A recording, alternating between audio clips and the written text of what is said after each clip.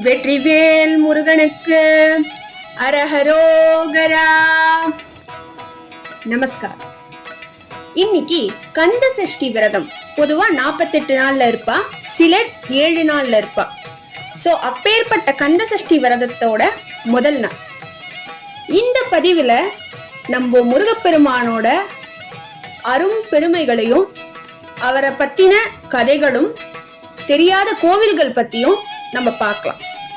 இன்னைக்கு முதல் பதிவுல இமயமலை தொடர்ல இருக்கிற ஒரு முருகன் கோவிலை பத்தி தான் நம்ம பார்க்க போறோம். இமயமலை தொடரில் உத்தரகண்ட் மாநிலம் ருத்ரபிரயாக் மாவட்டத்துல கிரௌஞ்சமலை அப்படின்னு ஒரு மலை. சோ இது 12,000 அடி உயரமுள்ள மலை உச்சியில இருக்கு. இங்க கார்த்திகேய சுவாமி திருக்கோவில் இருக்கு. இந்த கார்த்திகேய சுவாமி அப்படின்னு இவங்க சொல்லப்படுறது வேற யாரும் இல்லை, நம்ம கடவுளான முருகர் தான்.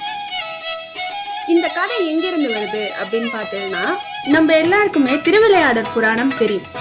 அதுல சிவபெருமானும் பார்வதியும் விநாயகருக்கும் முருகருக்கும் ஒரு போட்டி நடத்துவார்.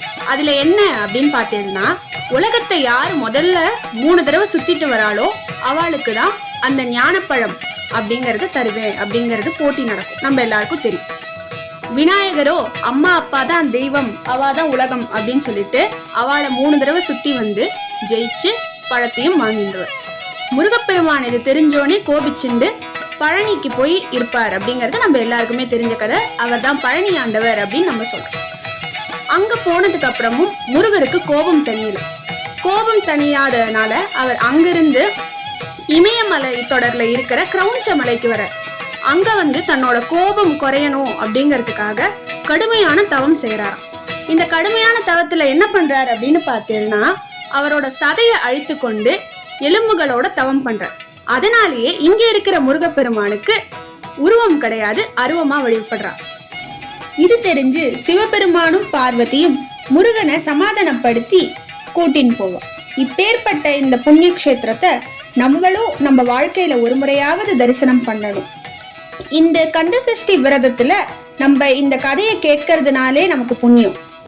இது முதல் பதிவு. இது போல மற்ற பதிவுகள்ல நம்ம இன்னும் சுவாரஸ்யமான விஷயங்களை கேட்கலாம். நன்றி.